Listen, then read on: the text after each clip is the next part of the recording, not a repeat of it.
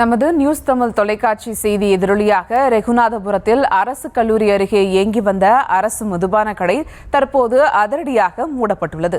இதற்கு நடவடிக்கை எடுத்த தமிழக அரசுக்கும் குரல் கொடுத்த நியூஸ் தமிழ் தொலைக்காட்சிக்கும் கிராம மக்கள் பட்டாசு வெடித்தும் கும்மியடித்தும் தங்கள் நெஞ்சார்ந்த நன்றியை தெரிவித்தனர். அந்த காட்சிகளை தற்போது பார்க்கலாம்.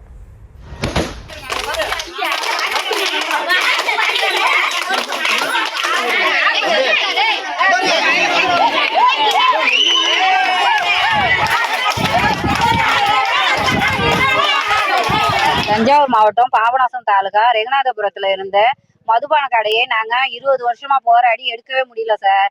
இப்பதான் நாங்க எடுக்கிறதுக்கு 3 தடவை போராடி இருக்கோம். இப்ப எடுத்தாச்சு.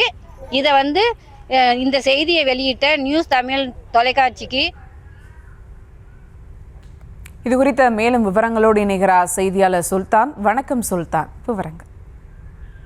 சுபா, அதாவது தஞ்சாவூர் மாவட்டம் பாபநாசம் தாலுகா நெடுந்தெரு கிராமத்துல சுமார் 2000க்கும் மேற்பட்ட கிராம பொதுமக்கள் வசித்து வராங்க. இந்த கிராமத்துல அரசு பல்வகை தொழில்நுட்ப கல்லூரி ஒன்று இருக்கு. இந்த கல்லூரியில சுமார் 800 மாணவ மாணவிகள் கல்வி பயின்று வருகின்றாங்க.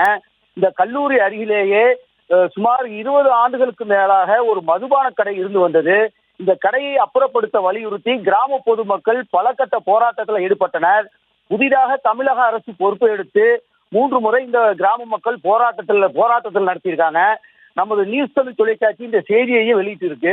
செய்தியின் எதிரொலியை தொடர்ந்து ரெகுநாதபுரத்தில் இருந்து வரும் டாஸ்மாக் கடைக்கு அதிகாரிகள் பூட்டு போட்டு இழுத்து மூடிட்டாங்க. இதுல மகிழ்ச்சி அடைந்த நெடுந்தெரு ரெகுநாதபுரம் மற்றும் சரபோதி ராஜபுரம் கிராம மக்கள் நமது நியூஸ் தமிழ் தொலைக்காட்சிக்கும் தமிழக அரசுக்கும் தங்களது மனமான நன்றியை தெரிவித்தனர்.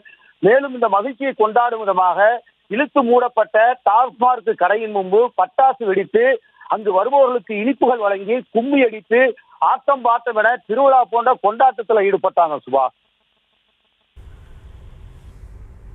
விவரங்களுக்கு நன்றி சுல்தான்.